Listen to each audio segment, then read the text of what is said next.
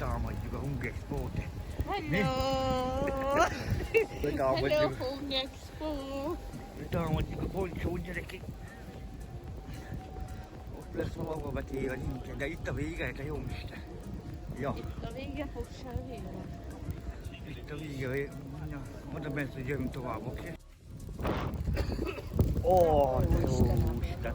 Lemaradt a szemem a csávó. Most nézzé már. Ja.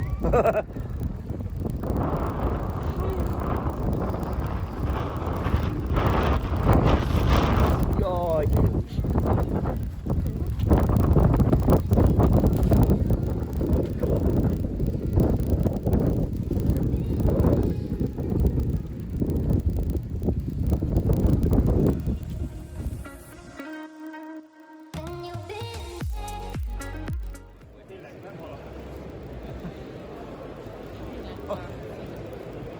Korda vagy Dáva, vagy nem tudom.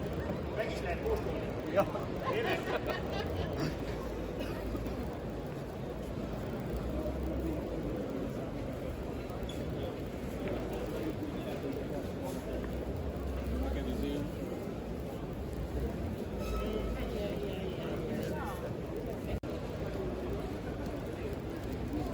Itt kéne néznem, normális munka még elveszik föl.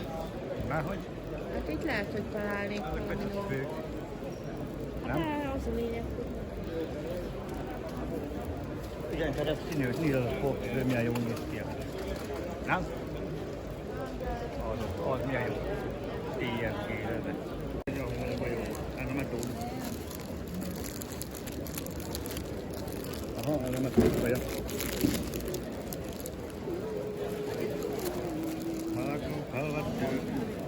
Halvattő.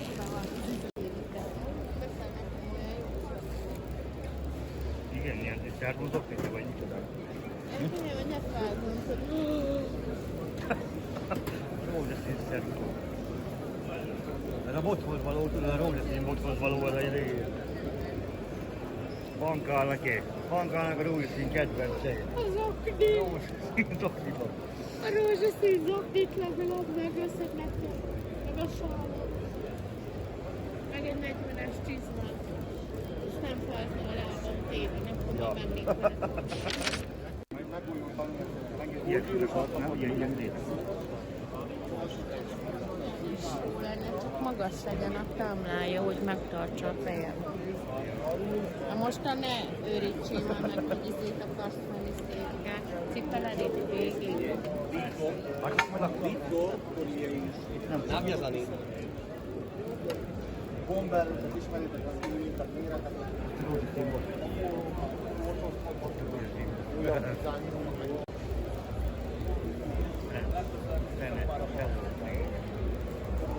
Igen, a zöld botot. A legelső zöld botot. Mit jelenti? Ez nem tetszik, hogy ez mi ilyen turumbok, hogy ebből minden tudnak ilyen vékonyat gyártani. Hát evés. Hát annyira nem. Százra.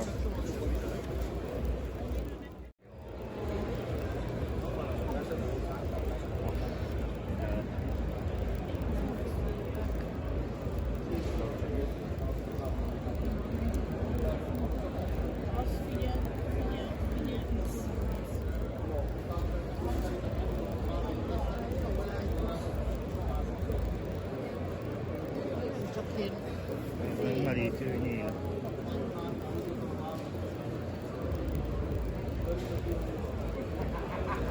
De ez nagyon buszolni.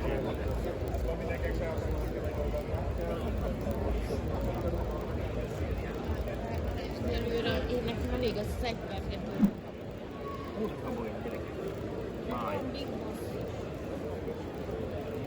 De várjál, hogy ilyen kurva is. Kurka bajni, gyerekek.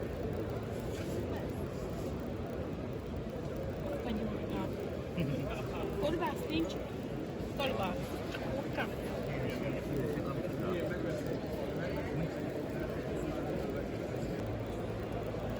Szeretnék próbálni a csecsukat. Hát nem. Mi? Próbálsz te sem becsét? követ. Szép.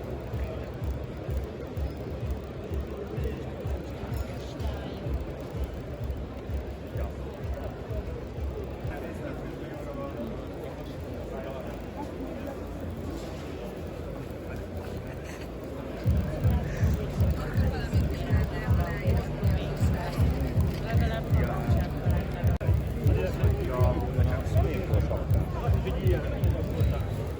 Gyere lefotózni. Akkor már tűnünk, de volhatunk át valahol.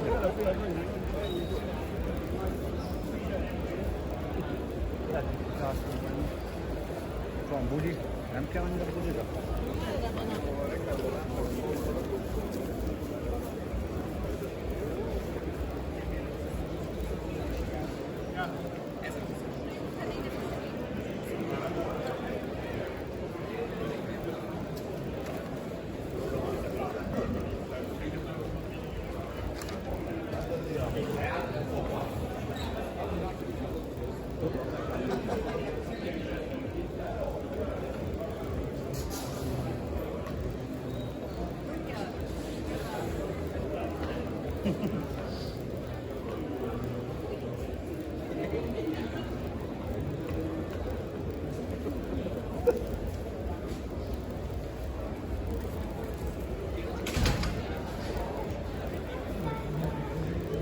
Itt a villan meg volt, jövünk a más.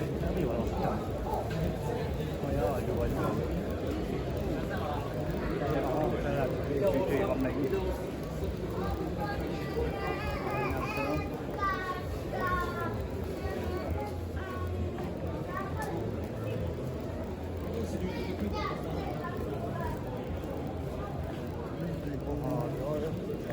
Bravo comunitás.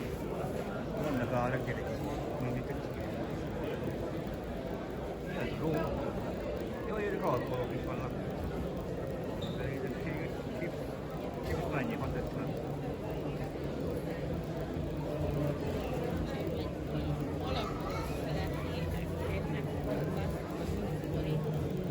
Melyik az? Ja, aha. Sémek, kocás. Ja.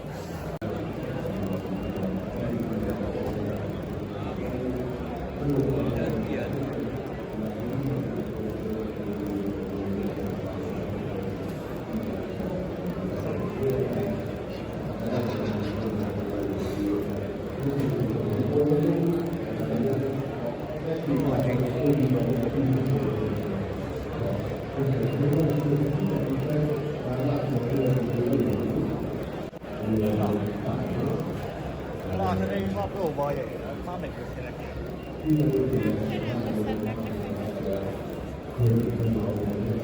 Hát, neked mit nem egy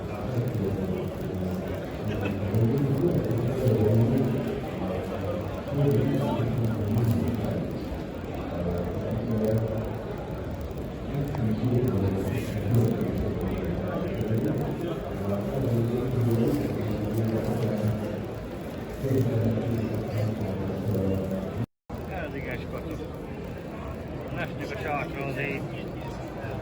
Nashnek a sátra az ide van. Nem?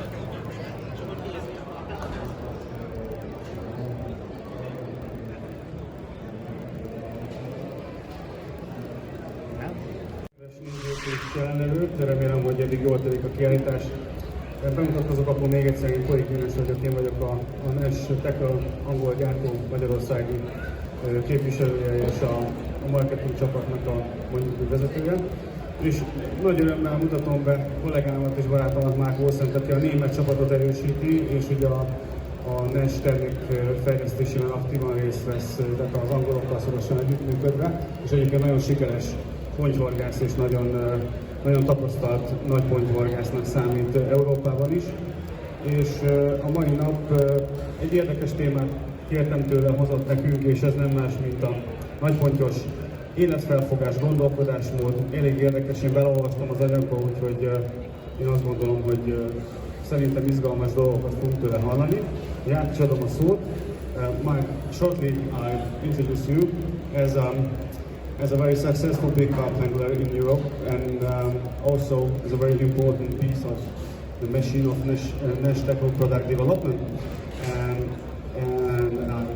shortly give some feedback about what you're going to talk about as a big carp mindset, and the stage is yours. We are listening to you carefully. Thank you very much. Yes, so I was Can we step forward, I think? Should we sit down? Thank you. Magot, hogy leülünk akkor. So I was given the opportunity to talk here, which I would like to thank you first. Hát először is köszönöm szépen a lehetőséget, nagyon örülök, hogy itt lehet. And then Dennis asked me, or when we talked about having a talk here, we had a conversation about what should I talk about. Igen, amikor gondolkoztunk azon, vagy beszéltünk róla, hogy miről is szól ez az előadás, akkor elég sokat kellett rajta tépelődnünk, hogy mégis mi lehet az, ami talán a leginkább érdekel benneteket, mi lehet a téma, amit hozunk. And since I'm actually carp fishing for more than 25 years now, and I've been to many places and I've seen a lot, I feel there is one topic that most anglers obviously talk about a lot, dream about a lot, and that is big carp and how to catch them. And I'm always getting asked a lot about these shows, like, is there something, is there like a trick, is there something that you can help me with to catch more big carp? And if anything, because fishing is so complex, there's just one thing, and that is the general big carp mindset. 25 év pontyhorgászat után, és nagyon sok európai országban történt sikeres horgásztúra után, amikor ilyen kiállításokra kerül a sor, akkor mindig van egy olyan téma, ami évről évre a legjobban foglalkoztatja a pontyhorgászat nagyon nagy többségét, és ez nem más, mint az, hogy hogyan lehet nagy kapitális pontyokat fogni, és mi ennek, ha van-e ennek egy exakt módja, egy konkrét valamilyen útja módja, amivel lehet ezt az esélyt növelni, és mindig ide jutnak vissza az érdeklődők többsége, hogy mi az az út és mód, és ő hosszú évek gondolkodása és útkeresése során jutott arra, hogy alapvetően a hozzáállást és a gondolkodást kell alapjaiban átformálni az embernek ahhoz, hogy ha a nagy pontot szeretne fogni. If you are a passionate angler, and if you are a passionate angler, then you will have noticed that internationally or locally in Hungary, there seems to be a limited amount of anglers that keep catching big fish. Hogyha igazán szenvedélyes pontyhorgásznak tartja magát valaki, és követi akár a hazai, akár a nemzetközi pontyhorgász életet és pezsgést, akkor feltűnhet neki az, hogy vannak olyan horgászok, akik kiemelkednek az átlagból, és mindig valahogy nagy halakat tudnak megfogni. És ez egy jól behatárolható, véges számú horgász, aki mindig tudja hozni a nagy eredményt. Look like these people found a secret, or they cracked a code, or maybe they have a secret mega bait that catches them all the fish. But in reality, what I found out over the years is that these people who consistently keep on catching big fish, they share a secret, but it is not one thing, it is more a general state of mind. Igen, tehát hogy ugye szemlélőként úgy tűnhet, hogy ezek az emberek megtalálták a mágikus lábik a kulcsát, és megtalálták a titkot ahhoz, hogy hogyan lehet folyamatosan és konstans olyan eredményeket, olyan nagy pontyokat fogni, mint hogy úgy tűnhet, hogy igen, ők rátaláltak vagy egy olyan taktikára, vagy egy olyan csalira, ami folyamatosan hozza nekik az eredményt, de emögött valóban ők rátaláltak valamire, amiben különböznek, de ez nem feltétlenül az eszközökben vagy a taktikában rejlik, hanem sokkal inkább emberi oldala van. Because in the end, fishing can be compared to many other aspects of life. If you want to be overly successful or more successful than others, you have to put in more work than most others, and that means in the end the question will be how far are you willing to go. Tehát ahogy az élet sok egyéb más területein is, a pontyhorgászat is pontosan úgy működik, hogy amennyit az ember beletesz, annyit tud belőle kivenni. Mindenkinek fel kell tennie magának a kérdést, maga felé a kérdést, hogy meddig hajlandó ezért a célért elmenni. Bármilyen munkaterületen, bármiben az életben, ha mi sikeresebbek szeretnénk lenni, mint mások, akkor többet és jobban kell beletennünk, mint mások. És a pontyhorgászatra ez szintén igaz. And like everything else in life, usually success comes with preparation. So when you want to catch more big fish, you should consider starting and planning your mission for the next 1 or 2 years, which means in the beginning the question will always be, where can I catch big fish? So first off, you would have to find the water that holds big fish. De a pontyhorgászatban is ugye alapvetően a felkészülés az kiemelt fontosságú. Tehát nagyon alapos felkészülésnek kell megelőznie, hogyha olyan célt tűz ki maga elé egy pontyhorgász, hogy nagy halat szeretne fogni. Az első és legfontosabb nyilván, hogy hol tud nagy halat fogni. Nyilván, tehát alapvetően az, hogy nagy halat fogni ott lehet, ahol van. When we talk about big, it's obviously something that everyone has to define for themselves, because every angler will live in a different area, different countries, etc. So whatever big means will have to be defined by your surroundings. And the biggest mistake that many anglers do is compare themselves with unreachable goals. Igen, tehát először is definiálni kell azt, hogy mit tekintünk nagynak. Hát nem mindegy, hogy az ember melyik országban horgászik, az adott környékén, vagy az általán meghorgászható vizeken milyen elérhető, milyen nagyságú halak vannak egyáltalán. Tehát sokszor a probléma és a csalódottság az abból adódik, hogy a cél, amit kitűztünk, az egész egyszerűen nem elérhető, könnyen azért, mert lehet, hogy egyáltalán nincs is akkora vagy olyan hal az adott környéken vagy adott vizeken, amikkel az ember horgászik, amire valójában vágyik. So, for example, there are people in this world who are very privileged. People living in France, which I think many people will agree is the Mecca or the paradise for carp fishing. Of course, they have it much easier to find big fish within their area than, say, an angler living in the north of Germany, where it's much colder and there's not many big fish living around. Igen, elég például felhozni ugye Franciaországot, ami nagyon sok pontyhorgász számára ugye álomhely, ahol ugye hát akár csak, hogyha a régbort veszik alapul, ugye ezt mindenki ismeri, de hogy ott nagyon könnyen talál nagyon sok olyan területet a horgász, ahol ténylegesen szörnyeteget, nagy méretet tud fogni. Ezzel szemben például, ha valaki Észak-Németországban próbálkozik, vagy ott él, ahol sokkal hidegebb van, meg más körülmények uralkodnak, ott például ekkora méretű és ilyen karakterű halakkal esélye sincs találkozni, mindegy, hogy mit csinál. So, obviously, like I said before, you should always start to look around your local area and then find a water that suits you, and then start your plan to fish there and lay it out like, how realistic is it for me to really stick to my plan based on how far is it, how easy can I get there, and what effort will it cost in the end for me to invest a lot of time fishing there. Itt ezen a ponton kell mindenkinek átgondolnia azt, hogy az adott vízterület, ahova módjában áll elmenni, az mégis mennyi energia, mennyi erőbefektetést igényelhet, ezt felmérni, és azt, hogy ő ezt az energiabefektetést, ráfordítást, ezt hajlandó-e, vagy képes-e megtenni, utazni több száz kilométert az adott vízre, eltölteni rajta megfelelőt, és mégis ezek mellé, a befektetett energia mellé milyen reális esélyekkel kecseghet az adott terület. The point I wanted to make is that, for example, you know a lake 3 hours away that holds the fish of your dreams. How realistic is it really? Holds the fish of your dreams, say a 35 kilo fish. Right? How realistic is it really for you to go there 3 times a week, 3 days, and spend as much time there as is necessary? Or is it maybe more realistic to fish for a slightly smaller fish, say a 25 kilo fish, that lives in a lake only 30 minutes from your door?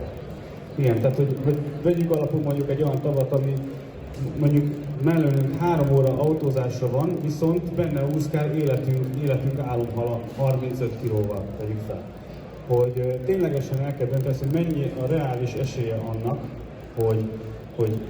hogy hogy megfogjuk annak ellenére, hogy elutazunk mondjuk 3-szor egy héten 3 órát a vízhez, előletetni, utána ott tölteni azt a mennyiségű időt, amit mondjuk ez megkíván, mekkora esélye van annak, hogy megfogjuk azt az adott halat, vagy ezzel szemben mondjuk mellettünk egy 20-25 percnyi autóútra levő tóra eljárni, horgászni, ahol ugyan eredményesebbek lehetünk, de ezt a méretet nem tudjuk egyszerűen elérni, mert nincs benne ilyen. Like we said, to catch fish consistently, and catching big fish consistently, will always mean you have to stick to your plan and stay on the ball. So if you set yourself up with plans that are too big for you to really follow them, you usually set yourself up for failure, which will result in you being demotivated and not being able to follow through. So being successful usually is always a very slim balance between setting high goals and trying to reach for the stars, but also not setting yourself up with a mission that is impossible to achieve, that you will likely then end up and fail on the result. Igen, tehát hogyha nem megfelelően hangoljuk össze az elvárásainkat, a hajlandóságunkkal, hogy mennyit teszünk ebbe az egészbe bele, és ezek a próbálkozások sikertelenséggel zárulnak, ez könnyen demotiválóan hathat ránk, nagyon könnyen elveszíthetjük a lelkesedésünket, tehát mindenképpen, ha valaki egy célt kitűz, akkor nagyon fontos, hogy annak a megvalósításáról semmilyenképpen ne térjen le, mert hogyha letér róla, akkor annak kudarc lesz a vége, és a kudarcból pedig az fog kisülni, hogy elveszítjük teljes mértékben a motivációnkat, és nem lesz meg, amit elterveztünk. So once you start your mission, you found a lake that has a fish or multiple fish that you want to catch, it is important to isolate yourself from other distractions, which I mean is you should focus on that one lake and that one lake only and spend there as much time as you can.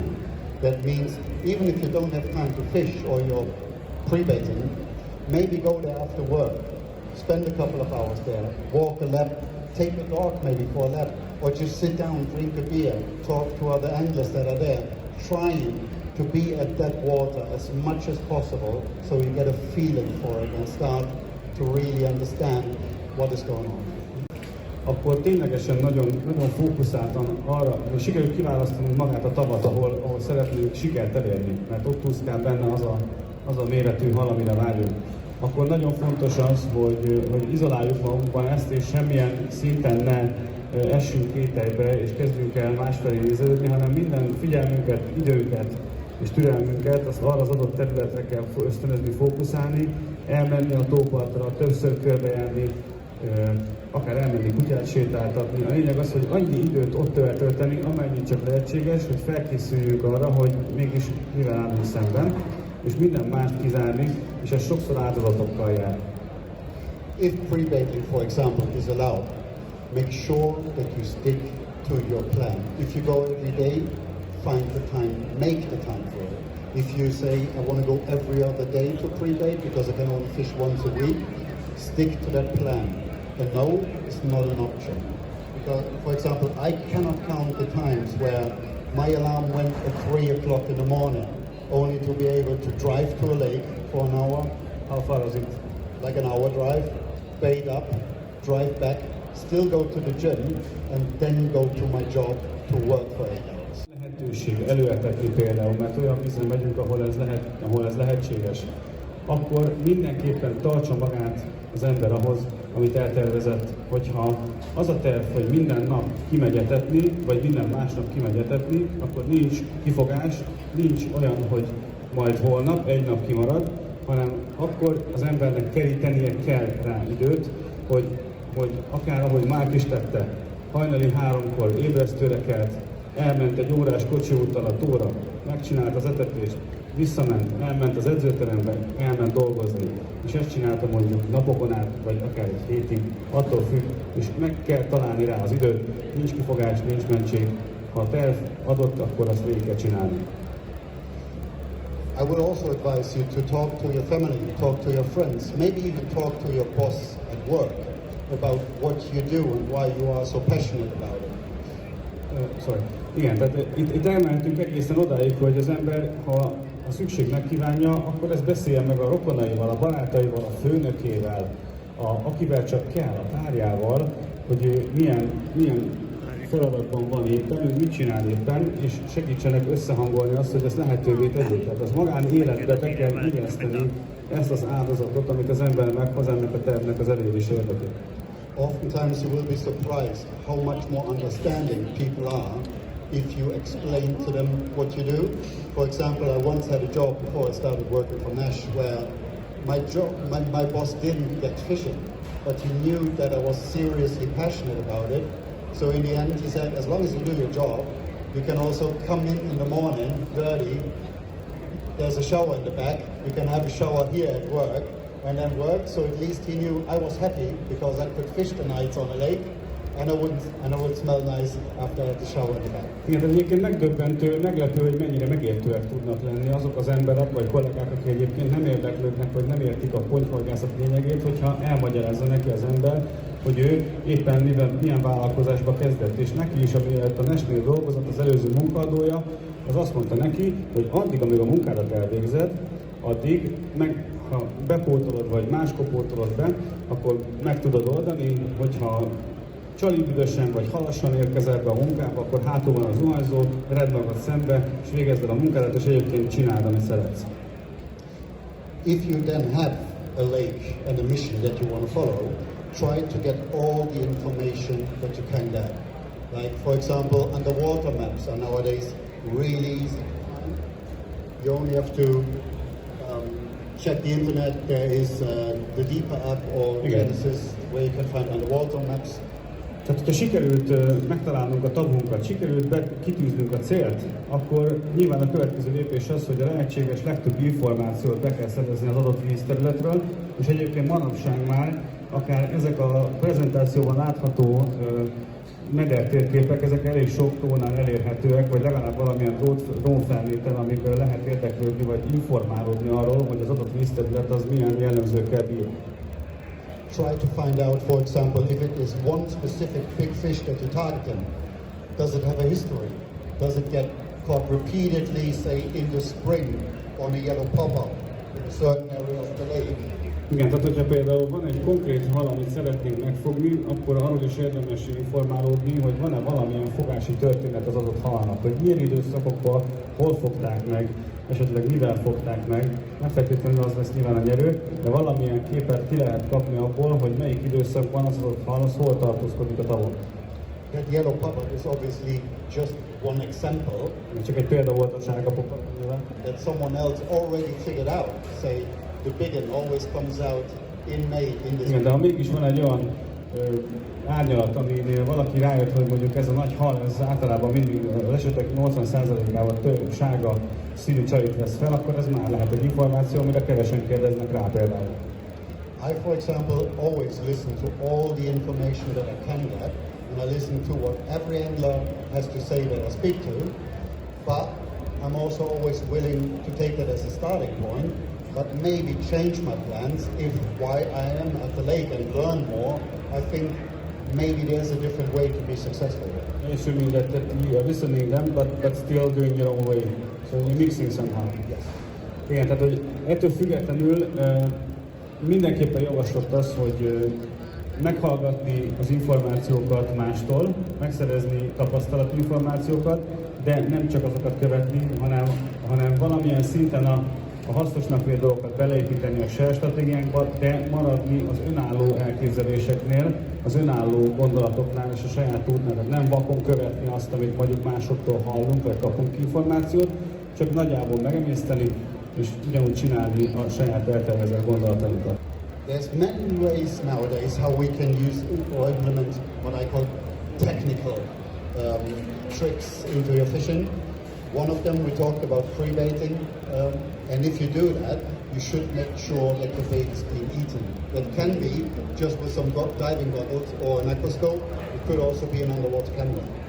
Igen, tehát azért ma már elég sok technikai eszköz rendelkezésünkre áll ahhoz, hogy segítse a munkánkat, és hogyha például az előetetés kapcsán van bármilyen lehetőségünk arra, hogy megbizonyosodjunk arról, hogy az etetésünket megették, akkor annak a módját érdemes kideríteni, hogy az hogyan lehetséges. Lehet, hogy megoldható egy GoPro-val, amit leeresztünk az etetet helyre, megnézzük, hogy eltűnt az etetés a felvételen, vagy akár lehet buvárszemüveggel, hogyha tiszta a víz, vagy akár hát ha valakinek telik rá, akkor víz alatti kamerát is bevethet, de a lényeg az, hogyha meg tudunk róla bizonyosodni, hogy az etetés eltűnt, az már egy nagyon jó visszaigazolás arra, hogy jó helyen vagyunk. We mentioned these underwater maps before, but also obviously a weather app is a great tool to understand. Igen, és akkor ugye, amiről nem beszéltünk, ugye ezek az időjárás előrejelző applikációk, ezek majdhogy nem, hogy felkészült pontyhorgásznak egy alapvető használati dolog kell, hogy legyen. Not only to understand how the weather is on the day that you want to go fishing, but also how it is the days leading up. So maybe, if you can obviously, you might shift your day fishing in order to hit a better window where the air pressure drops or the wind is right. Instead, where you initially wanted to go fishing, spend the evening with your wife or girlfriend or friends, do something else, and then adjust it to this. But all these technical helpers that we now have. Igen, tehát hogyha ezek az előrejelzések, ezek elég sok dolgot tudnak előrezni, akár például a légnyomást is, hogyha az eredetileg tervezett horgászatunknál azt látjuk, hogy a körülmények nem ideálisak, akkor azt az időt töltsük a feleségünkkel, a családunkkal, a barátainkkal, csináljunk majd programot, és akkor menjünk, amikor azok a körülmények állnak be, ami nekünk kell. On big waters, for example, like Balaton, etc., a drone can obviously be one of the greatest tools there is in order to locate fish. Illetve hát a drón, ami hogyha most már elég sok olcsón beszerezhető, kisköltségvetésből megoldható drón van a kereskedelmi forgalomban, az például egy fantasztikus eszköz arra, hogy adott esetben tudjuk lokalizálni a halakat, hogyha módunkban áll. Különösen tavasszal, amikor a halak a sekélyben vannak, és egészen a felszín közelébe felmerészkednek ugye napozni, akkor lehet ez egy nagyon-nagyon ütőképes eszköz, hogy megtaláljuk, hogy hol kell próbálkozzunk. Especially in spring, like I said, oftentimes pre-spawning, the females, which are usually the bigger fish, will often be slightly at the side. The smaller fish will earlier group up in order to spawn. So if you can actually find this group of bigger fish, this might give you an idea, obviously, where. Ugye tavasszal az ívásnál a nagyobb halak, jellemzően a nőstények, azok általában odébb csoportosulnak, körülöttük csoportosulnak jobban, nagyobb csoportokban a kisebb halak. És hogyha sikerül egy ilyen nagy csapat nagyobb halat találni, akkor nyilván ott már lehet keresni valamit. To give you a bit more of a real-life example of what I understand of this big fish mindset, I will tell you a real-life story of me going on a proper mission for 4 years on a very difficult lake in Germany. Igen, tehát hogy megint szeretne egy saját egy életszerű példával élni, egy életből kiragadott példával élni, ami vele történt meg, és ezt megosztani velünk, hogy jobban szemléltesse azt, hogy a nagy pontyhorgászat szemléletmód az mennyire szorosan kapcsolódik ahhoz, ahogy az élethez viszonyul. Through a friend of mine, in 2013 I heard about a lake that was about like 60 to 90 minutes away from where I live. Tehát volt egy barátja, aki hát egy olyan 30-40 percre lakott egy olyan tóról, ami egy nagyon nehéz tóról. It was supposed to be really, really difficult. És nagyon nehéz víznek számított az a tó. But it also held for that time in my life a stock of fish that was absolutely ridiculous. Igen, és viszont olyan halak éltek benne, ami tehát egyszerűen az akkoriban neki az túl szép volt, hogy igaz legyen, tehát egy teljes csodaországnak számított. Tehát nagyon sok hal volt benne, 25 és 30 kg fölött. But also having a size of 100 hectares. Viszont 100 hektár vízterületről volt szó. And it only had like 50 fish in total. Ja, és 50 darab hal volt benne. 50 darab hal 100 hektáron, de azok ilyen 25-30 kg körül. So when I started my mission, I actually started the year before, where I already had a ticket, but I didn't fish at all. Instead, I would go a lot of predator fishing, perch fishing, and pike fishing, But while I was on the boat, I would create a deeper map of the area, would create also get an idea where the fish would live. Igen, tehát ő neki az egész horgászata egy évvel előtte kezdődött, és ő nem putyhorgász, megvette a jegyet, és elment pergetni, és miközben pergetgetni járt ki, konkrétan a deeper radarral letérképezte az egész tavat, ami alatt pergetett. Now, since I was self-employed back then, I was able to shift my time quite accordingly. But once I figured out that the fish would only feed in the mornings, I stopped to fish the night completely. És ugye a folyamatos kutakodás végén felfedezte azt, hogy mindig reggel táplálkoznak a halak a tavon, úgyhogy ő teljesen abba hagyta az éjszakai etetést. This way I could spend more time with friends and family. És ugye hát erre a vállalkozására ezt megérezte a család és a barátok is. But it also meant I had to get up at 3 o'clock in the morning every day that I would go fishing to be at the lake by 4 and I would leave at 12 in the afternoon. Igen, tehát minden nap hajnali 3-kor kellett, hogy indult el, hogy 4-re ott legyen a tavon, és ilyen, nem is tudom, when did you arrive home? Afternoon? 12 o'clock in the afternoon. 12 o'clock, midnight or something? Midnight. No, 12 in the afternoon. Olyan dél 1 óra körül ért az a napokra rá. So I would only fish for 6 hours or 8 hours a day. Igen, tehát általában naponta hát 5-6 órát horgászott. But that also meant that I could work more and do more of the things in life and was able to fish the lake roughly every other day or every third Minden day. másnap horgászott, miközben melózott mellette. Tehát végezte a napi munkáját. And paid up in the days between.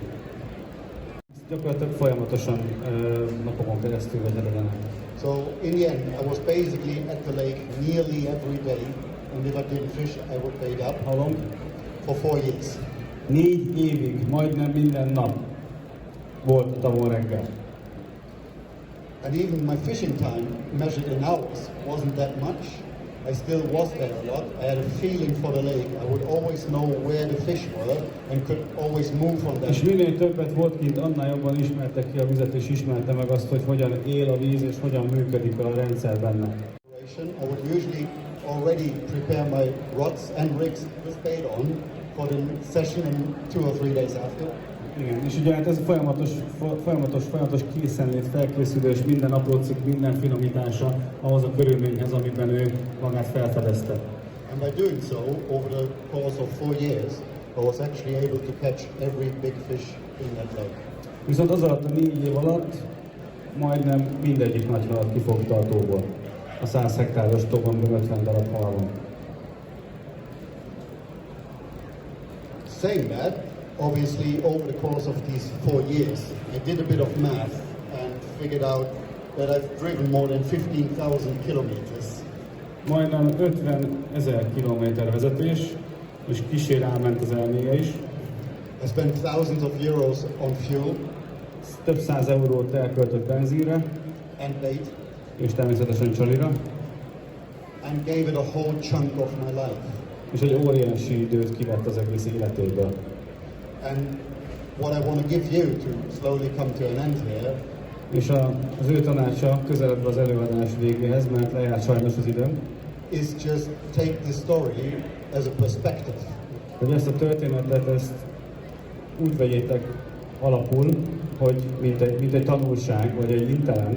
Because looking back, if you just look at the amount of fish that I caught and these pictures of all these fish, many people would say, this is amazing, that was an awesome Ha time. mindenki csak a képeket látja, és azt a rengeteg nagy halat, amit a kezében tart, akkor azt mondja, hogy úristen, hát ez fantasztikus, ez ilyen egyszerű.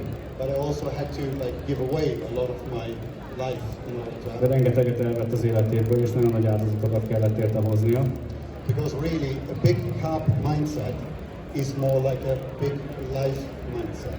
De mert a nagy hal gondolkodásmód az egy magasabb életre való gondolkodásmódot igényel. Which means if you want a lot, no matter if it's fish, money, muscles, women, whatever it is, Igen, ha nagy a nyeremény, legyen ez hal, legyen ez izomtömeg, legyen ez pénz, always understand that something else will have to suffer for that. mindig rá kell jönni arra, hogy azért szenvedni kell. So really try to be honest to yourself. What do you want in your fishing? Tehát mindenkinek fel kell tennie magának a kérdést, hogy mit vagy hajlandó megtenni a horgászatokban érte. How much you're willing to give.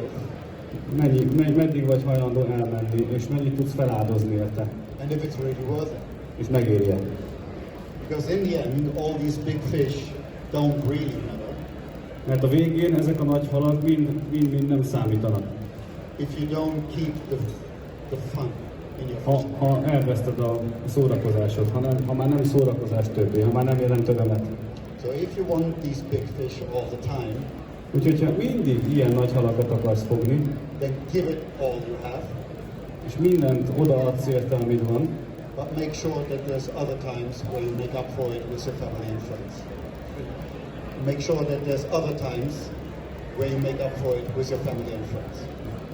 Legyen abban valahogy biztos, hogy ezt az időt, ezt valahogy visszapótold az életedbe, a családodba és a barátaidba. És nagyjából ez az eszenciája ennek az egész történetnek.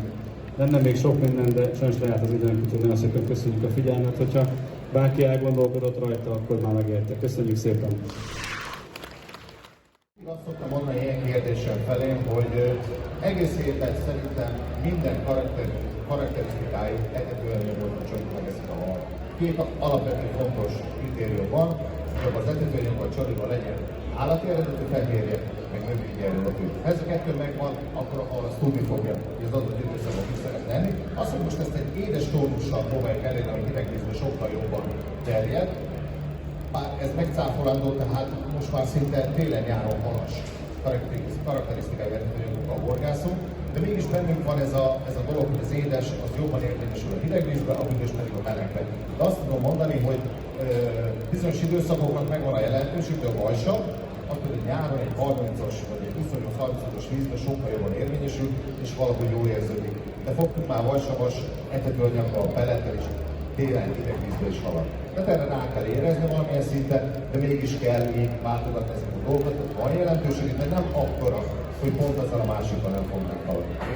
Én azt szoktam mondani, hogy a rögtönszabályszerűen akarjuk megfogalmazni, akkor mondjuk azt, hogy nyáron büdös, télen édes, de legyen nálunk az ellenkező, és mert nem mindegyik pont hallottam előadásokat itt a színpadon, és nem biztos, hogy tudjuk, hogy kell ajánlani.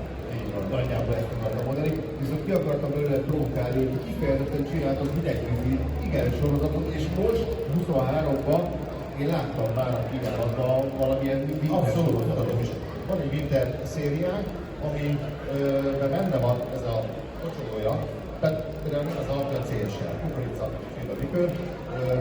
Ez egy olyan hidegvízi aroma, amit el van turbozva a mi ízesítésünkre, amit gondoltunk, ilyen almás famélyos beütési dolog, amit karácsonyi ízűzik. Karácsonyi ízvilág is ugye, az kb. 8-szer angolosan található ebbe a dologba, ami ugye lehűlő vízben ugye a pontján elmegy vermelni, bár ez a vermelés is egy olyan dolog, hogy nem minden pont vermel, de mégis megkészülnek ugye a hideg időszakban, akkor ugye ő érzi azt, hogy neki ez a táplálék jó lesz. Jó, muszáj vagyok belekérdezni a CSL-re, vagy hétfőn a figyelni CL-re. Így van, ott látod, hogy hova kell tenni. Ez kukorica chia likőr, ha jól gondolom. Igen. Ebben éppen figol van alkohol? Meginnám akkor Nincs így a tudatlan. nem. Ez a likőr szölt likőret most szívol, de nem abszolút.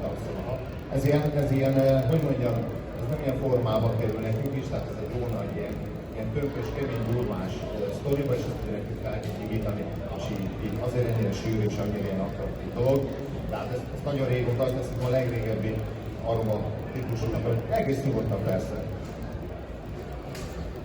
Sőt, égeres beütése is van. Én azt akartam, hogy nekem erről az unikum jutott eszembe, egyáltalán nem a karácsony, valakiben ezt itt van?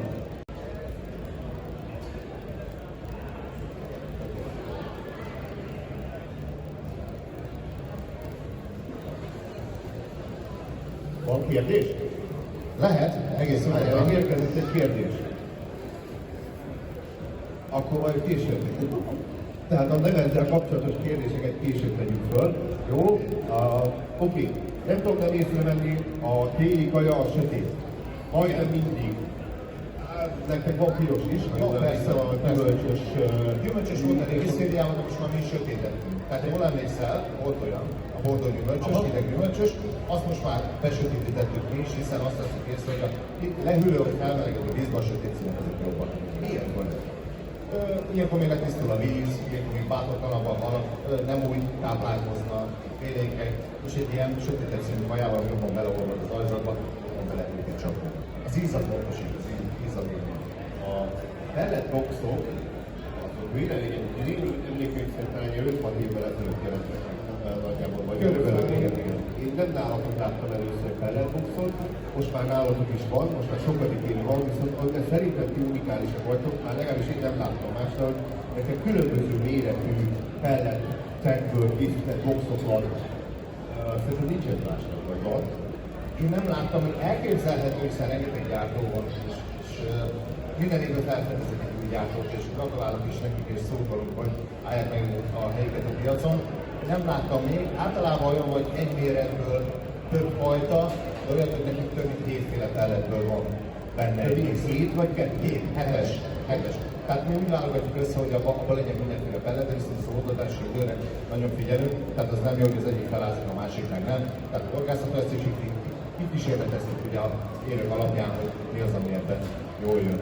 Nektek van versenyhorgászatok, akkor fogadtok forraszín van benne. Jó, ő mesélte nekem azt, hogy fog egy halas pelletet, és egyszerűen azt kezdi el megkeverni. Ahhoz, hogy egy halas, mondjuk egy autogarat típusú pellet, versus box. Mi a különbség? Használhatóság és egyéb szempontból. Szintesen mivel nagy valószínűséggel gyártók is, meg én is vagy, kompensz, vagy akkorganak pelletet raknak bele. Akkorgarant az egy alap elfogad, de kompensz kategóriával frigyebb lévő dolog, ebben van, egy bárszám. Semmi. Tehát mi a saját ízünkre ízesítjük ezt az egészet, hatokon is tökéletesen használható, de az az ízvariáns, amivel mi ezt az egészet átitatjuk és megcsináljuk, na azt teszi egyedivé a pelleteket. Tehát alapja az mindegyiknek ugyanaz szinte, de mi rárakjuk egy plusz víz. Meg hát ebben látható is a locsoló, meg a csalók a többi. Igen, ez a locsoló, ez valami ízesített. Így van. Ez a karácsony érízű. Karácsony, hát ez a héjas, szekőszeges, almás dolog, és ez pont úgy van megcsinálva, hogy ezt a mennyiséget ráöntjük, összerázzuk és kész. De több használható is.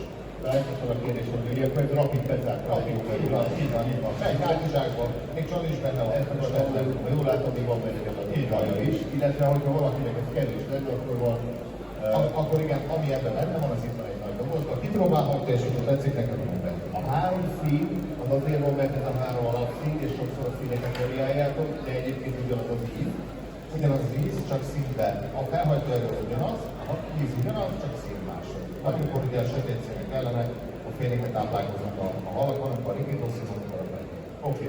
Azt mondod, hogy keverjük a keverjük egyet, igen. De én annyiszor kevertem, hogyha valaki szeretne egy ilyen internetesen bekeverni, és szélesen van-e valaki, aki színes vállalja, vagy meg, akkor egész nyugodtan jó, és el is hiheti utána a kaját. Tisztességes internetesen bekeverni. Ha nem, akkor keverem én, de nagyon szívesen. Ott egy akkor őrjük, jó?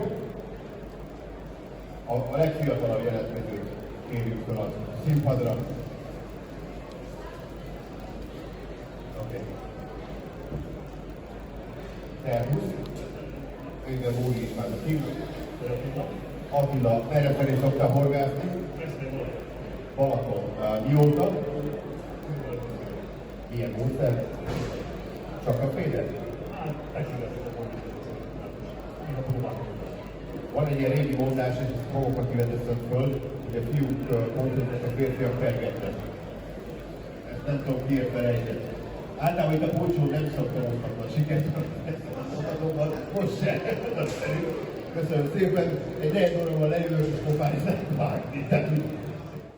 Jó, tehát, ha ezt nem tudjuk tenni a földre, akkor szépen a kamerával bele tudjuk tenni. Mit szóltok hozzá? Oké. Azt látom én innen közelről, hogy ez egy fekete tónusú, kicsit lisztesebb kaja, és ilyen piroskás, bogyóskák vannak, gondolok kis pelletek, mikropelletek vannak benne. Közelebb? Illetve nem tudom nem észrevenni, hogy van benne szerintem valamilyen kukorica származat. Boxnál is. Boxnál pedig egyszerűen a fiatal ember fogta és belejelentette ezt a kis lökikét. Attila nincs már az a szabály, hogy ugyanannyi aroma, mint amelyik víz. Tehát ez így volt kiérve. Aha. Köszönöm szépen. Visszajött közben a víz, egy büdös volt, vagy jó volt, ilyen, ugyanúgy kikült. Fogtam én.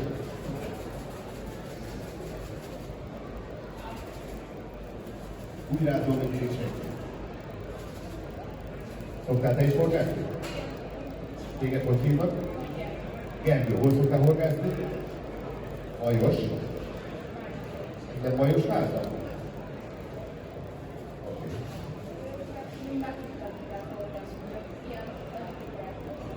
És mi volt a legnagyobb hal, amit életedbe fogtad?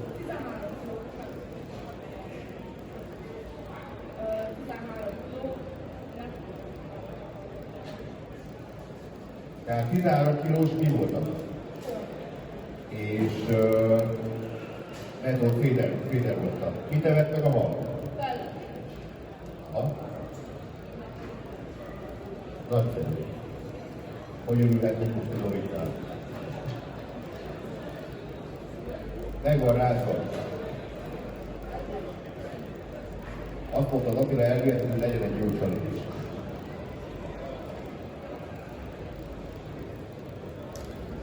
Oké? Na, jó. Ezt sose értettem. Mi a túlóra játszitál? Ezt magyarázd el nekem laikusként. Tulajdonképpen kétféle dolog miatt kell. Egy, hogy ugye gyorsan vizeztük, nem elég egyenletes a szentség. Tehát van, amelyik tele van vízzel, van, amelyik a közepek és bűvinek meg száraz.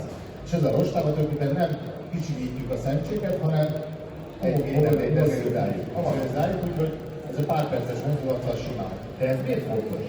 Fontos, mert teljesen másképp omlik be, akár a gombóccal etetünk 20 mellé az etetőanyag, meg teljesen másképp, hogy metodkosárba, vagy bármilyen kosárba töltjük, az sokkal lágyabban, természetesebben omlik le, és ugye sokkal jobban kifejti a magacsalagató hatását. Oké. Mi került ez csak maga a kaja?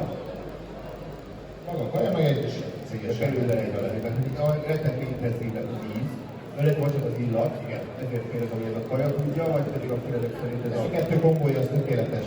Ez az unikum.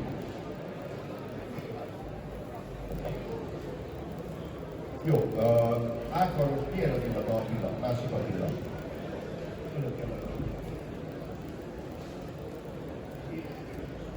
Azt mondja, Attila, hogy édeskés.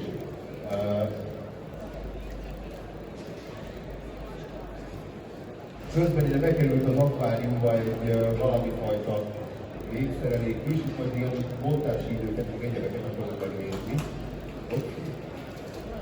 Sokszor szembe jön velem a horgászatok során. Ugye rengeteg videóban mi is elmondjuk azt, hogy aftercsali, pobárcsali, stb. És arra leszünk figyelmesek, hogy mondjuk egy aftercsalinál, aminek az a lényege, hogy én kikönnyítse csali tüskére tett horgunkat, nem tudjuk, hogy a víz alatt majd mi fog történni, hanem szépen majd az egész meglebeg arra 10 cm-re. Mert ugye nem tudjuk azt, hogy a horgó súlya milyen súlyú, mekkora vipére, fány csalitüskével, vagy a vékony csalitüskével, vagy a vastagon horgászunk. Tehát mindig, akár ilyen pici akváriumban, vagy egy kis tálkában nézzük meg azt, hogy a csalit hogy viselkedik. Ebben az esetben nekem így viselkedik, de erre a pici horogra én ráraknék egy másikat, amiről azt hiszem én, hogy majd így fog állni, és majd figyeljétek, hogy mi lesz. Tehát gyakorlatilag, ha jól értem, arról szól, hogy ugyanazt a csalit föl fogjuk tenni egy másik horogra, és másképp fog viselkedni, húlik, ha jól mondom. Vagy azt hiszik, hogy ugyanaz.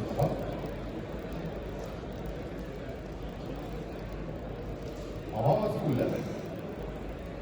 És akkor azt gondoljuk, hogy ez szépen eltetően kezetére létezik.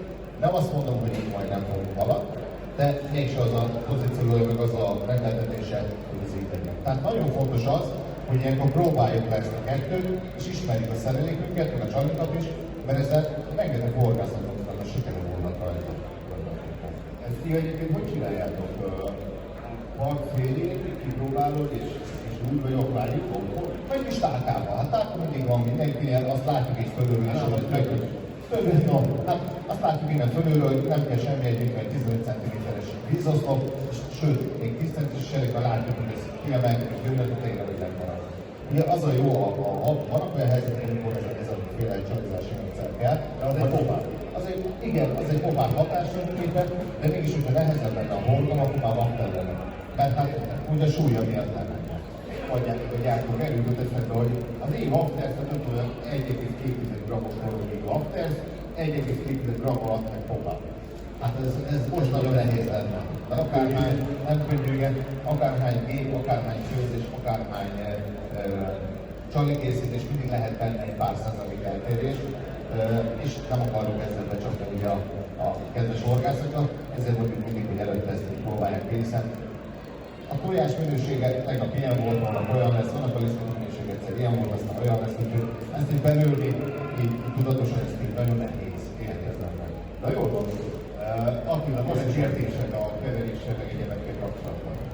Tökéletes. Ilyenre kevered magad is? Egyébként?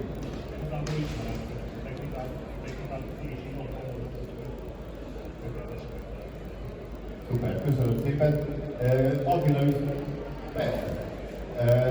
Én tőled szeretném azt kérni, nagyjából a 5 percünk van.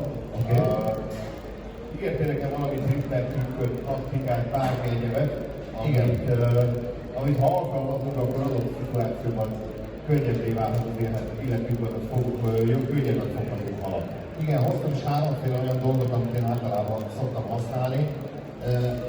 Akár metódhorgászat, ugye a metód az elterjedt nálam olyan szinten, hogy metódnak nevezem én azt, és akkor bordásosságot tudjuk elkezdeni, és rövid előkével horgászom. Vannak olyan helyzetek, amikor csak szinte a natúr és a natúr eredeti önnyag beválik, de van, amikor én általában natúr keverek és úgy tudásítok utána, hiszen abból már elvenni nagyon nehéz, hozzárakni könnyű. És vannak olyan praktikák, amiket szoktam ugye használni, akár ebben az esetben ugye van egy ilyen barománk, ami a splash, ezt mutatom is, azt látható, hogy milyen intenzív, mennyire olyan az állag, ami ha etetőanyagból beleszívódva elkezd mondani, akkor egy ilyen felhőt képez, ami egy ilyen kapásnak időszakban tökéletes lehet. Akkor vannak olyan helyzetek, amikor ugye egy sűrűbb anyagra van szükség, de ebből nehezebben is jelentkezik egy géles dolog. Ez simán a kosár tetejére rákenve, közvetlenül a kosár tetején bomlik és oldódik ki, és általában ezeknek ugye a traktoroknak, ezeknek csalogató anyagoknak mind van olyan ízű, olyan attraktív hatásuk, ami ugye a kapásra engedi a halakat, és aki nem szeret nyomogatni, még ilyesmi, hanem pumpálni, akkor van egy ilyen nagyon erős ilyen spray, amivel párfújással egészen szépen be lehet küldölni. De mégis viszek egy szénhidrát alapú kaját is, az nálam mindig a PTX szokott előről PTX, amit ugye hagyományos módon általában duplanyi vízzel vízezünk föl, és akkor egy úszós vagy egy ilyen rakospotos horgászatnál előszeretettel használunk, nekünk van az őrölt verziónk, de hát nagyon sok gyártónak van már.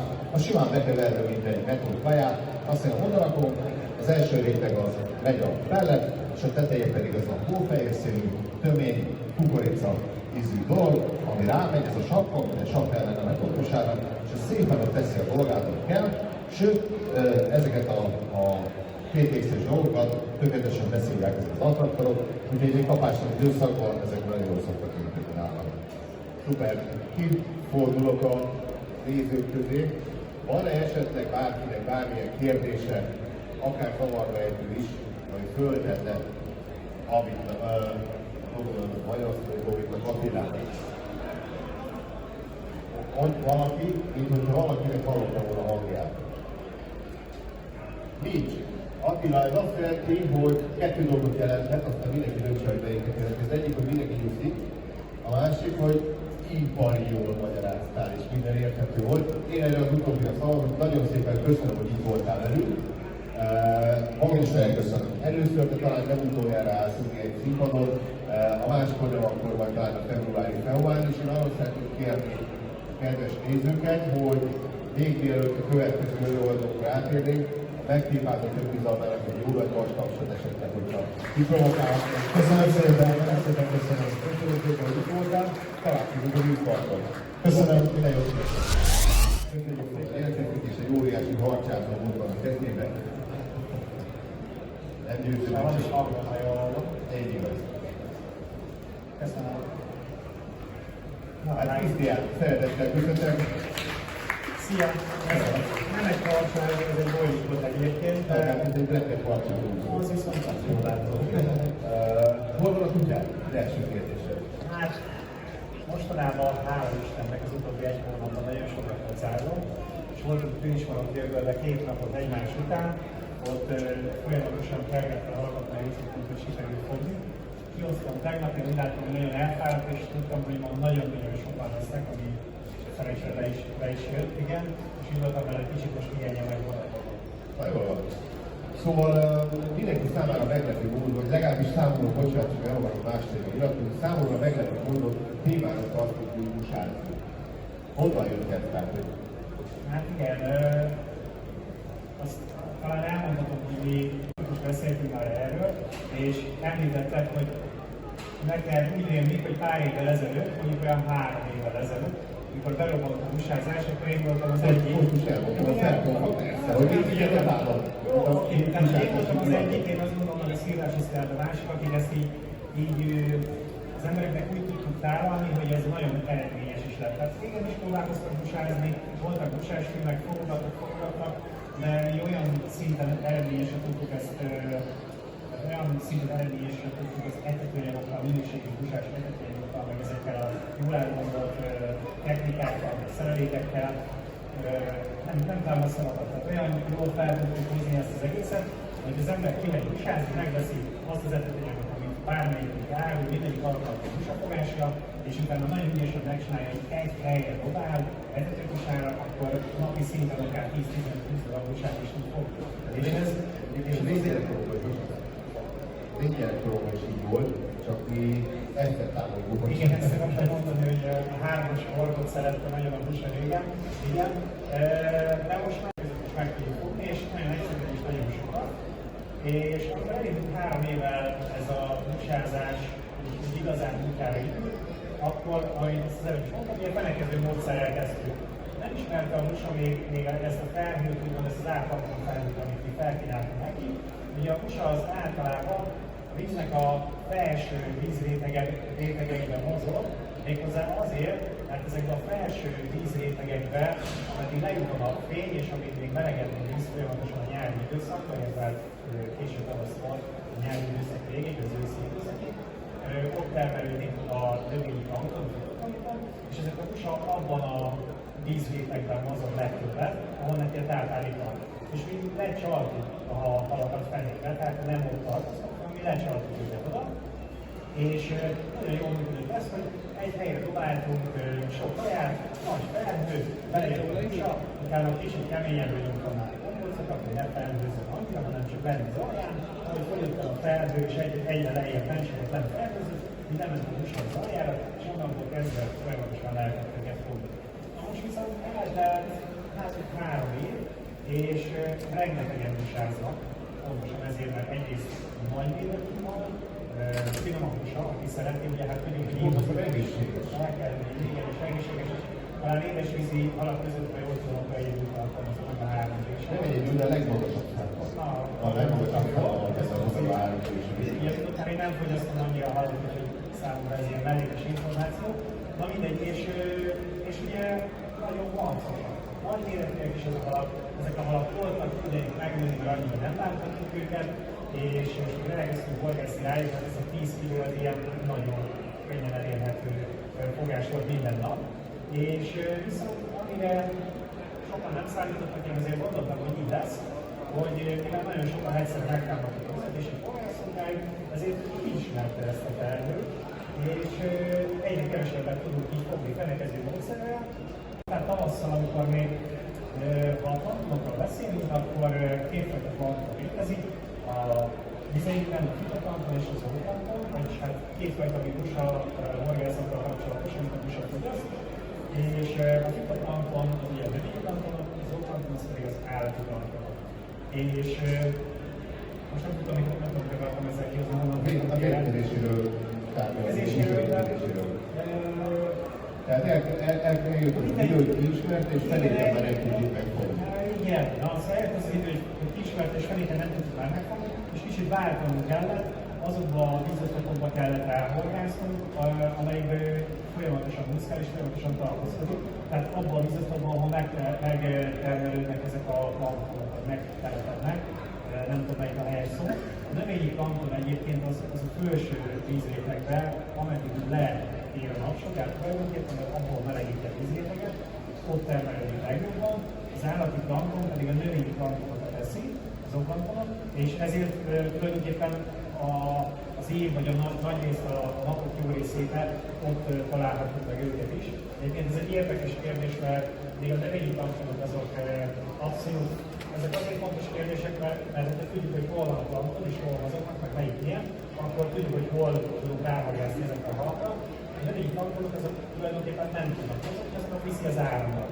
És ha mondjuk egy tóba egy sok busás tóban, ahol sok busa van, az egyik oldalra ráfúj a szél, akkor a hullámok egyszerűen elviszik oda a növényi planktonokat, és érdemes arra a részre menni megpróbálni horgászni, hogy a busa is nyilván ahol a szél fújja életre.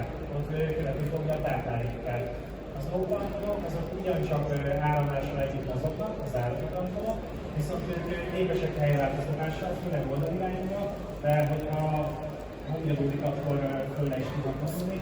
Talán ezt már máskor is hallottátok, hogy ezek a planktonok képesek éjszaka kicsit lejjebb vonulni, napközileg tartózkodnak. Tehát érdemes esetleg éjszaka kicsit felé közelbe, és akkor esetleg felekező módszerrel is megpróbálni busát fogni.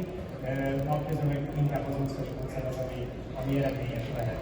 Ami számomra megdöbbentő volt, hogy én utána mentem azért ennek pontosan az, hogy minél több busát tudjak fogni, hogy mik is ezek a planktonok, és a növényi planktonok, amikor azt mondta nekem egy halbiológus, hogy azok tulajdonképpen algák, akkor én most lefordítom ezeket hát én azt mondtam, hogy ilyen misztikus planktonokat köznyelvre planktonok, és leginkább a mi vizeinkben azok zöld a növényi plankton. Meg kék, de leginkább zöld, tehát túlnyomó többségében az zöld a fitoplankton, és az állati plankton pedig, amikor vizet leünk az etetőanyaghoz, világos színű vödörbe, akkor én legalábbis sokszor láttam, hogy olyan pici barna élőlények úszkálnak jobbra-balra. Igen, többfajta zooplankton van, ezek víziborhák tulajdonképpen. Különböző víziborhák, nevezős rákták, nem tudom, hogy nem akarok ebbe ennyire bemenni, de így lefordítva víziborhák és algafélék azok, amik a busáknak a táplálékai. Ugye itt a fehérbusánál csak növényi táplálék jöhet szó, bocsánat, a szóna. A fehérbusánál, mivel a szűrőszerve annyira pici, hogy a növényi plankton is fenn van rajta, ez a növényi is, meg az állat is. Úgy kell elképzelni, mint egy szúnyogáló tulajdonképpen ennek napoljuk. A növényi is fenn van rajta, mert az nagyon picike, az állat meg egyértelműen, mert az nagyobb méretű.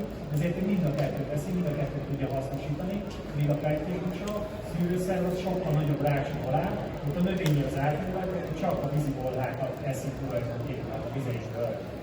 Nálunk melyik van? Melyik a körül? A pektés vagy a fehér?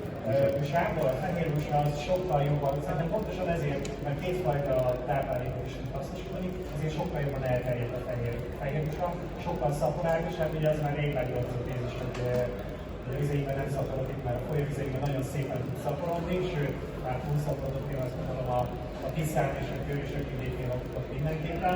Úgyhogy mindenképpen a horgászokból az egy jó dolog, hogyha ezeket a halakat hazaviszik és elfedezzel.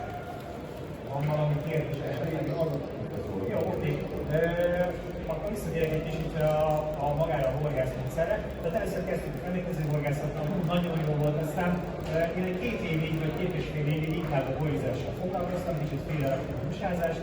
Egy évben egyszer elmentem nagy busákra horgászni, és érdekes egyébként, mert a nagy testű busákat tudok könnyebb feléket inkább megfogni, és időszakfüggő. Megint is visszatérnék a planktonokra, hogy akkor a legkönnyebb megfogni a busákat, és főleg a nagy testű busákat, amikor plankton szegények a vizét, hiszen akkor nincsen nekik annyira táplálék, és akkor, hogyha mi adunk ilyen műplankton neki, akkor erre rámegyek, ez a szigogat is sokkal könnyebb a dolguk.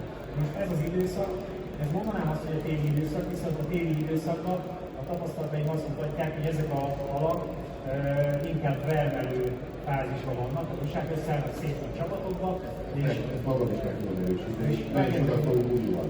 Látjátok biztos, hogy felé közelbe kerülnek inkább a téli időszakban, és nem annyira mozognak, nem is annyira aktívak az étkezés Viszont tavasszal, amikor már elkezdenek melegedni a vizek, ugye az ő testhőmérsékletük is átnövekszik, akkor ők már úgy mennének és csinálnák a dolgokat, és szűrik a vizet, hogy nincs nekik annyi táplálék, hiszen az armának kell egy bizonyos hőfok, és egy bizonyos napsütés erősség, hogy elkezdjen termelődni. Ezt vízhőfokra nem tudom belőni, olyan, én azt mondom, hogy olyan 10 pár fok, 18 foktól már elég erőteljesen termelődik. Odáig tudom jól fogni egyébként a húsákat, főleg a hajtestű húsákat. Aztán 18 foktól, amikor már elkezd betermelődni az alga, akkor egyre nehezebb megfogni ezeket az igazi öreg halakat, mert ők is hatósodnak. Tehát nem csak a pontok, nem csak a ragadozó halak hatósodnak, hanem ezek a mucsák is folyamatosan azért elkezdik. Szerintem most már majd valószínűleg örökíteni is fogják, ahogy a többivel is örökíti majd. Most, hogy elkezdtünk horgászni rájuk, hogy mit kell vigyázni. De itt az elején nagyon könnyű dolgunk volt, megkötőkosár, egyfölött, kétfölött, fellebetetve, felhő, rámen megfogtuk. Most már viszont azokban a vízrétegekben, ahol ők úszkálnak, ott kell nekik felkínálni egy nagy gombócot, úszós módszerrel, azért is hoztam el ezt a szerelvéget. Szerintem vegyük is elő. Kicsit be is mutatnám. Azt hozzáteszem, hogy ez most nem 100%-osan az én szerelékem, mert rábíztam az egyik tesztfogászomra, hogy hozza el, és mondott létszél, és otthon maradt a húsapás szerelék, úgyhogy ezt most kölcsön kértem innen a kínai srácok, ugye kínai is nagyon beszéltünk, nagyon ilyen húsázok. Hogy tehát igazából Kínában hol származik arra a húsa? Hát Kínából származik a húsa, igen, és én azt gondolom, hogy az elején még, amikor elkezdtük ezt a tanékezett pecát, akkor kicsit kiadtunk meg egy ötletet az itt élő kínai pecásoknak, hogy hogyan is csinálják ezt, viszont most már, hogy az úszós horgászat kerül előtérbe, náluk az őshazájukban inkább ennek van divatja, most már megmúltja.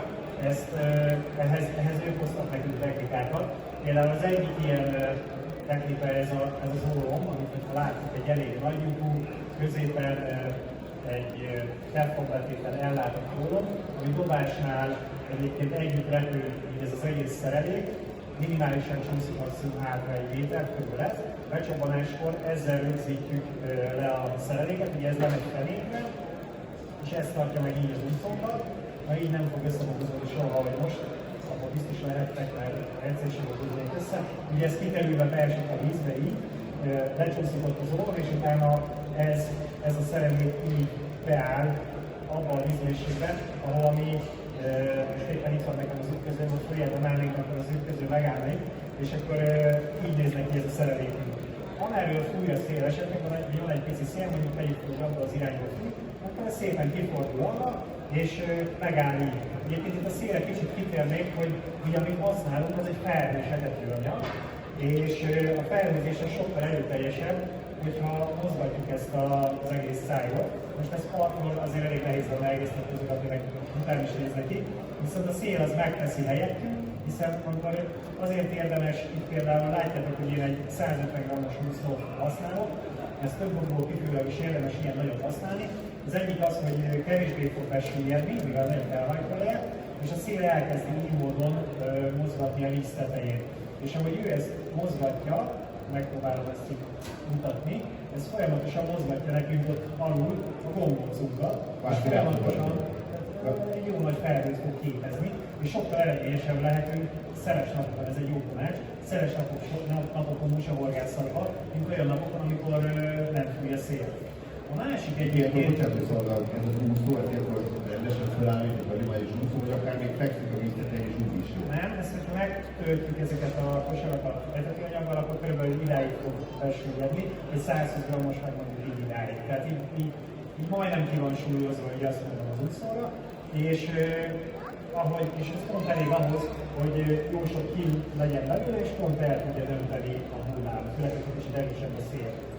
A másik előnye, amit én itt, mikor járkáltam a partot, akkor megosztottam elég sok horgásszal, volt olyan, akikkel beszéltem, és mondták, hogy hát mi nekünk nagyon jó fogásaink vannak, alig van húsaleapadásunk, és mondom, miért? Hát nem tudjuk, de úgy máshoz képest alig van, és láttam, hogy ilyen valami jó szókat használtak, és egyből összeraktam a képet, nyilván, hogy én, aki borizik is, és önakasztó szemlékeket használ, és nagyon sokat gondolkozik azon, hogy akasszak meg vele halat, így itt az úszó lesz az, ami megakassza nekünk a halat. Hiszen amikor elkezdünk húzni a halat, ezt a szereléket, akkor az úszó húzza le víz alá, és nagyon nem mindegy, hogy mekkora felhajtó erejű úszót kell neki a víz alá lehúznia.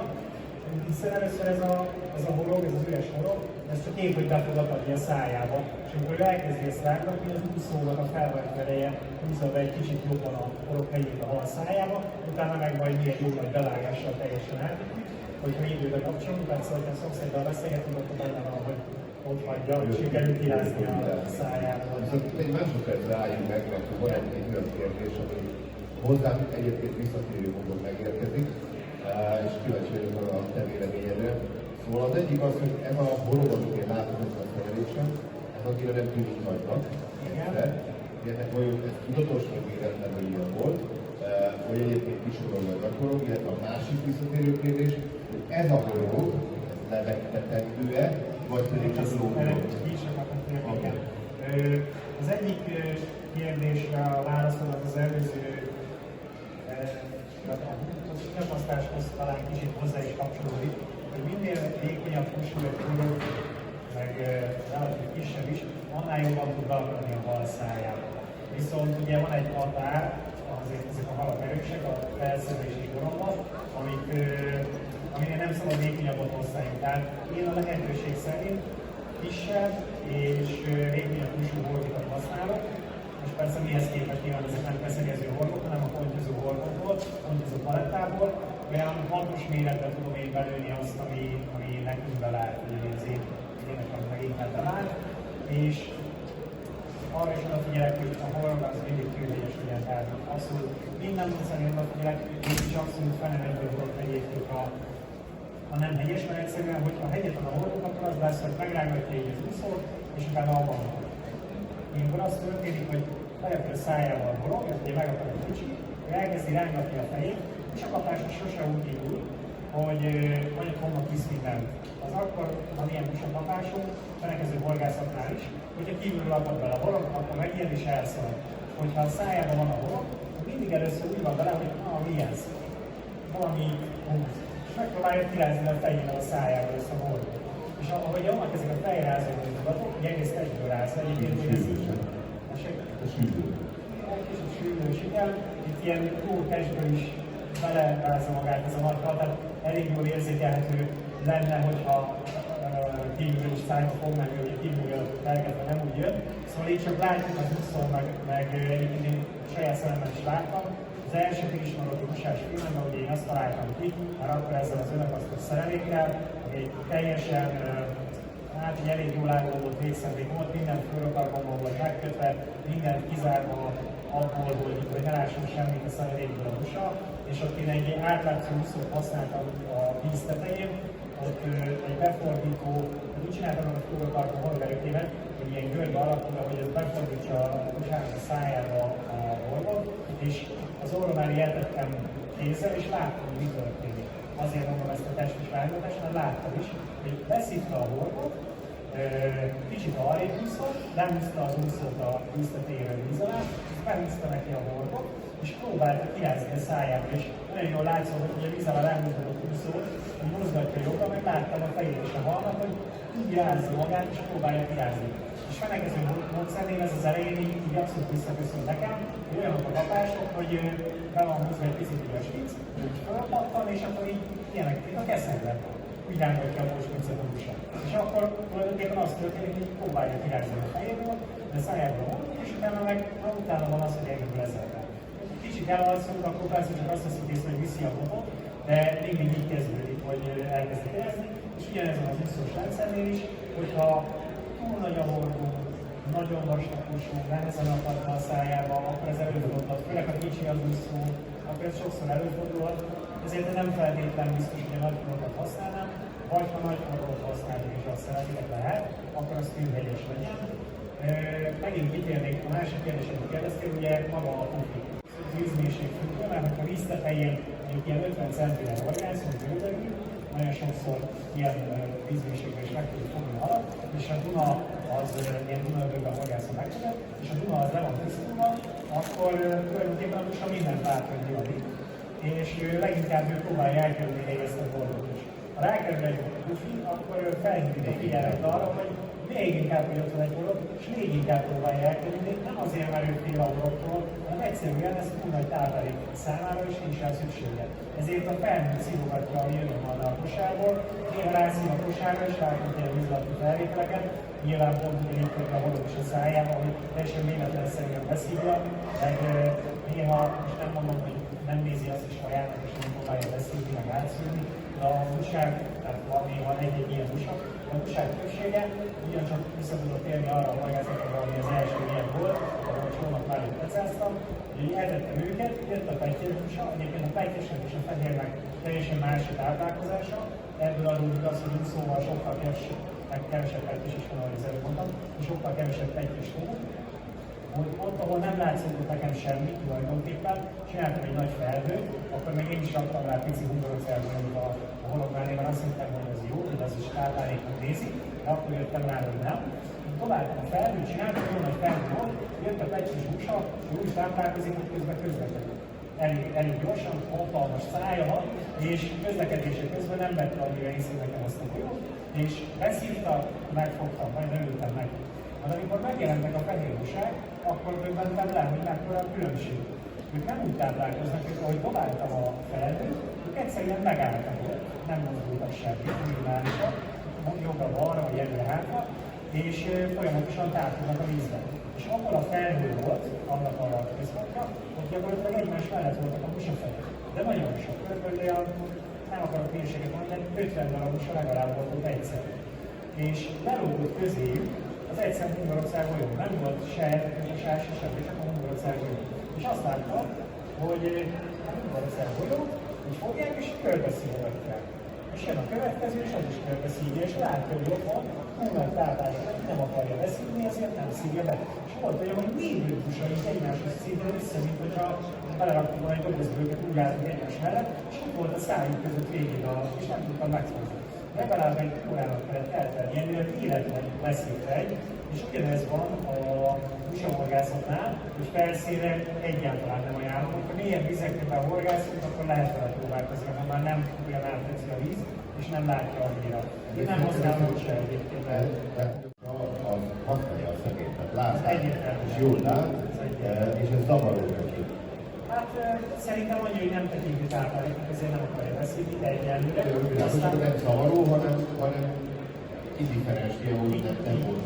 Igen, de azt mondom, hogy szerintem majd haladunk előre, ahogy a pont felismeri azt, hogy a potápsai mellett lévő kis horror látjuk már, hogy vannak ilyen videófelvételek, bizony felvételek, hogy oda megy a pont is, csak ránéz konkrétan a csalival, hogy így áll a horogra, és úgy megijed és elmegy, nem megy, meg oda megy körbeeszi az összes csalit, és akkor azt az egyet ott hagyja. Ahogy némelyik pontja ezt kiismeri, már nyilván nem mindegyik, de amelyik okosabb azt kiismeri, így majd a busáknál is lesz az, hogy egy idő után ők majd felfogják, hogy ez egy szerelét, amivel mi el akarjuk fogni őket. Úgyhogy szerintem egyre nehezebb és nehezebb dolgunk lesz majd. Most még egy pár évig ez biztos, hogy valami jól működik ez az úszós rendszer.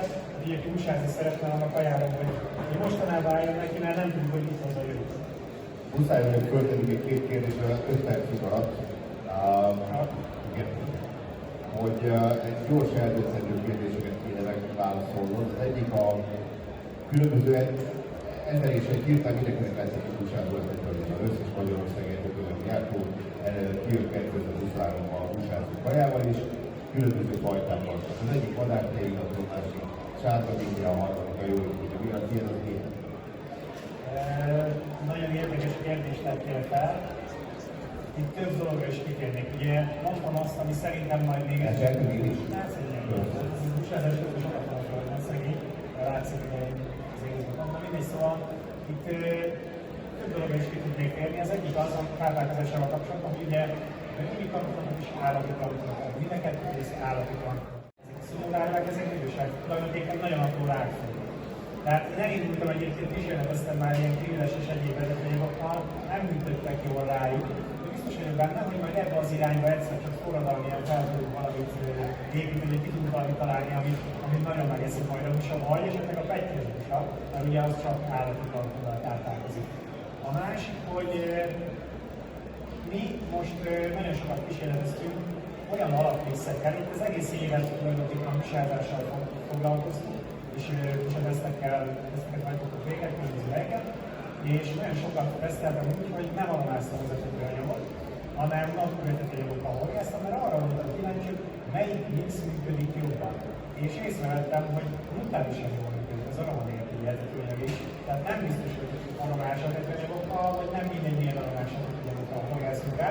Sokszor inkább aromával rossz irányba is el tudunk vinni etetőanyagokat, néha jó irányba is, de azt gondolom, hogy és egy kicsit akkor kikérek arra is, hogy mi lesz nekünk a jövő, mindenképpen szükség van ilyen naturál etetőanyagokra is van a piacon. Lehet, hogy már egy kicsit a konkurensek meg is súgtam, de szerintem erre mindenki szükség lesz, és akkor azt akár saját magunk is tudunk aromázni, mint egy megkötőletőanyagoknak a vízparton, és napközben kitalálni, hogy azon a vizen, mint a szikkelőanyagosat. Ez a hosszú rendszer, hosszú. Ezt akartam, hogy ebből biztos, hogy egy órát tudnál mesélni. Muszáj vagyok még megkérdezni azt is, és ezt nem tudom, hogy miért teszem fel ezt a kérdést, hogyha nekem azt mondják, hogy plankton, akkor nekem elsőbb eszembe jut, hogy tetszik plankton. Ugye azért mondom őket, mert ők azt hiszem nem gyártják ezt a préselt tablettát, akkor mindenki ezeket. Viszont ennek meg egy reneszánsz van, tehát egyre több helyen megjelenik. Én azt mondanám, hogy megelőzte a korát, ennek most van itt az ideje, mert az egy nagyon jól kitalált valami volt, nem a legjobban összerakott összetevők, így tudom megfogalmazni legjobban. Tehát most már, én nem magam nevébe beszéltek csak, ugyancsak a tablettákkal is nem sokat foglalkoztunk, sokkal eredményesebb ilyen tablettákat tudunk csinálni, mint annól csináltak, meg ezek a pusafogó rendszerek is sokkal eredményesebbek. Ez például nem mondjuk el, azért fontos lesúlyozni az úszót, mert ha úszik az úszó, akkor sokkal kevésbé fogunk viselkedni, sokkal nehezebb. Tehát egy adott helyen van, sőt, hogy oda visszadobálunk folyamatosan, akkor oda azért egy felhőt is tudunk képezni a vízbe, és esetleg nem tudja szévakkal nélkülében, hát már mennem kell itt van esetleg a... Azért ez körül. Amíg akar, amíg beszélek. Ne konferáljanak-e, vagy így látok. Vagy hogyha jön valaki, akkor nem látok. Ha nem akar, addig beszélek. Szóval... Na most elfekítem, látom, hogy szerettem volna. Egy planktonról beszélgetek. Egy planktonról, mert... Mindig a planktonokkal az a lényeg, hogy egyébként az is egy forradalmi dolog volt akkor, amikor kitalálták, nem véletlen ment vissza ez az egész folyam, mert nem működött annyira, mint mennyire kellett volna.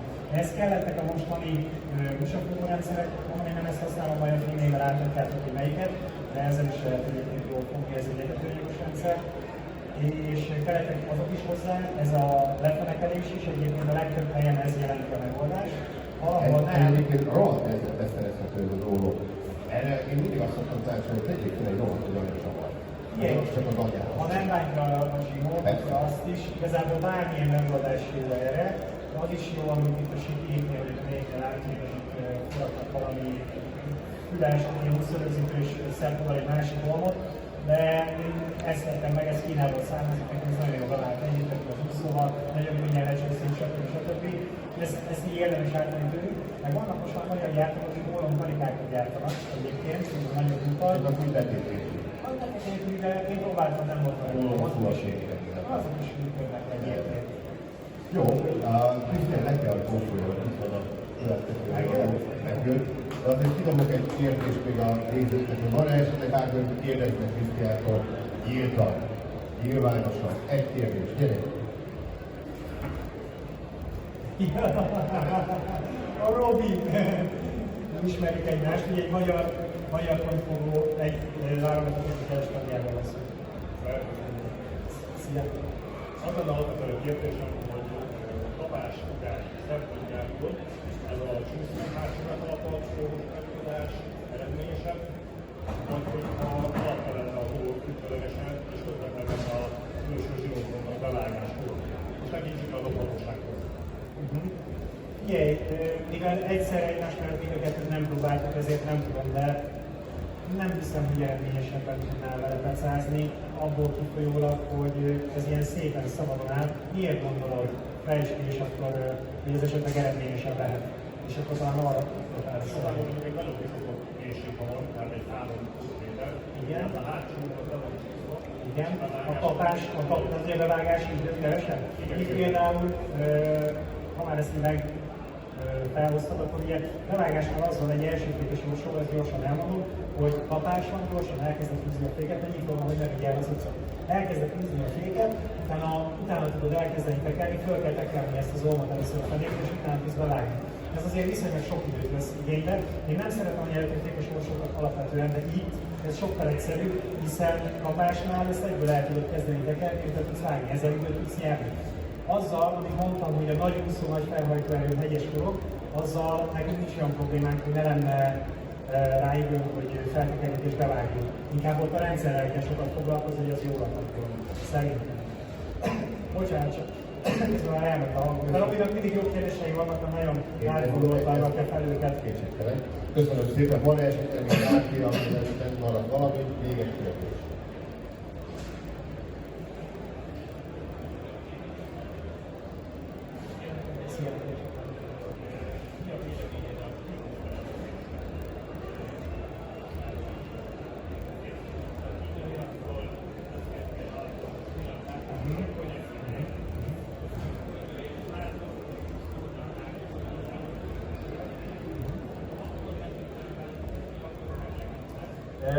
Erre azt tudom mondani, hogy a bolyzásnál, hogyha Robin egy kicsit ezt lehet így egészíteni, bolyzásnál is most arra kérdeztél rá, tulajdonképpen lefordítom, csúszó végszerelék nagyjából, csúszó végszerelék lefinomítva, figyelem a spriccet és akkor vágok lekapásnál, vagy egy fix végszerelék, aminél belekerül a szájába a forog, és egyből beakassza az úszó, hogy melyik az eredményesebb. Szerintem ebben annyira akarsz kintani esetleg a spitzbotos technikára, és foroggal, ilyesmire.